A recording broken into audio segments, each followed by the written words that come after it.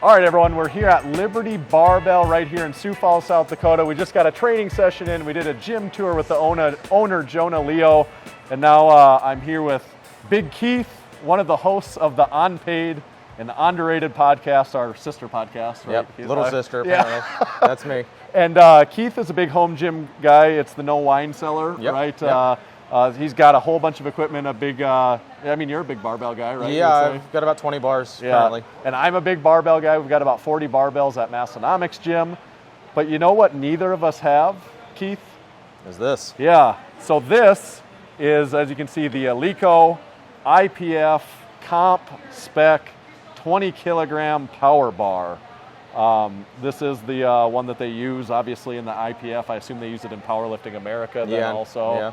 And have you ever used one of these before? If I have, it was just in one random meet, but I don't think I have. I think everything's pretty much been Ohio Power bars and Kabuki bars at meets. Yeah, I think Tommy is on the camera here, but I think maybe we've used one before at powerlifting meets. Is it?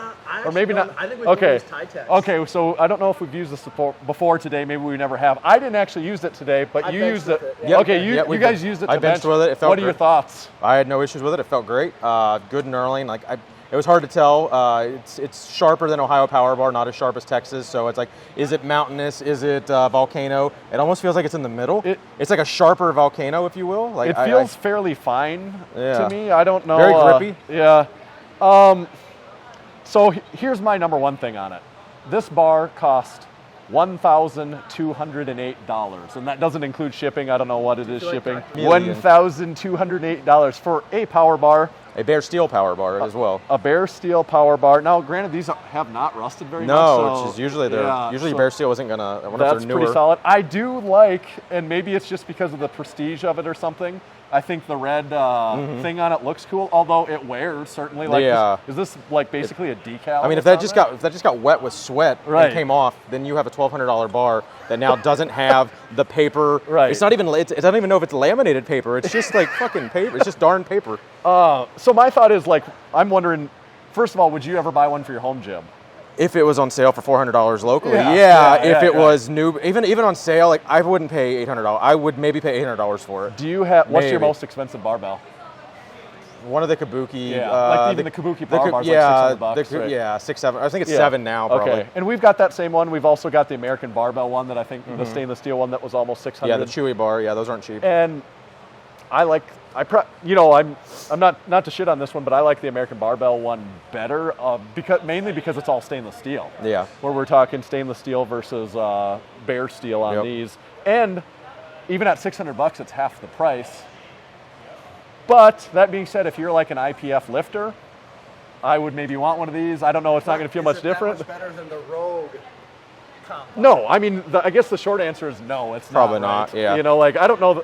There's not any feature about it that's really. I imagine they took a big hit too, because a lot of people are familiar with USAPL is not affiliated with IPF anymore. Right. So being IPF certified in America isn't what it used to mean unless you're in Powerlifting America, which is only maybe a tenth of the size of USAPL. So the tens of thousands of lifters that used to pine on using this bar to USAPL meet, they don't have to do that anymore because they don't have to follow the IPF standards. So they can use any bar they want that's within that spec. So I'm assuming they probably took a hit this last couple years, but for $1,200, I'm not buying it. But if you have a powerlifting gym and you want to cater to the exact bar that your local meet directors use, I mean, it is what it is. You got to spend the money. I could see me buying one someday just to almost fill out the stable, essentially, for no good reason, almost other than to say I have one of these in the collection. It's just.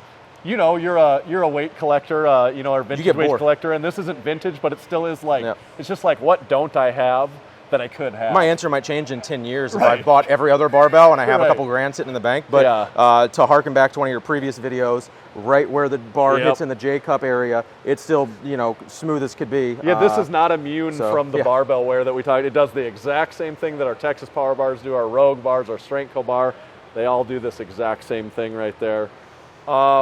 If you got a whole bunch of extra money and you just want a cool collection, this would be a sweet barbell to be able to say you have.